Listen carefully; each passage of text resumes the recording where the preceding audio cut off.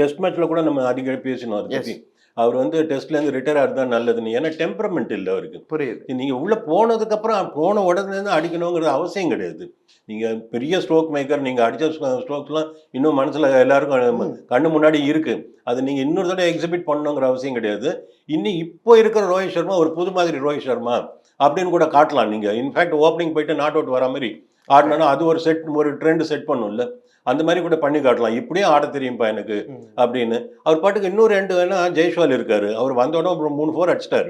இவர் அடிக்கணுங்கிற அவசியமே கிடையாது. தள்ளி தள்ளி விட்டு இவரை பொறுத்த வரைக்கும் இப்போதைக்கு அந்த அந்த பெரிய ஒரு என்ன சொல்லலாம், ஒரு கலக்கம் இருக்குல்ல அவரோட பேட்டிங்ல. அதுலேருந்து அவர் வெளியில வரணும்னா best way is playing from the நான் ஸ்ட்ரைக்கர் எண்ட். அதை பண்ண மாட்டேங்கிறாரு அவரு. அவர் சிங்கிள் எடுத்துட்டு அந்த பக்கம் போயிடணும். ஃபர்ஸ்ட் 4 ஓவர் நான் ஸ்ட்ரைக்கர் அதுதான் பெஸ்ட். ஏன்னா அதுல இருந்து நீங்க அப்பதான் வருவீங்க. அப்புறம் கால் நிக்க ஆரம்பிச்சிடும் உங்களுக்கு. பூமியில கரெக்டா கால் நிக்க ஆரம்பிச்சிச்சுன்னா ஸ்டெபிலைஸ் ஆயிடுவீங்க. நீங்க பேட் பண்ணணுங்கிறது இல்ல. இந்த ஃபீல்டுக்குள்ளே இருந்து இப்படி மூவ் பண்ணிட்டு இருந்தீங்களால செட் ஆன மாதிரி ஒரு ஃபீலிங் வந்து ஒரு 1/2 hour ஆயிடும் அதுக்குள்ள. அதுக்கப்புறம் நீங்க உங்க பால் வந்து கொஞ்சம் கொஞ்சமா கண்ணுக்கு பெருசா தெரிய ஆரம்பிக்கும். அதுக்கப்புறம் உங்க ராஜ்யம் தான்.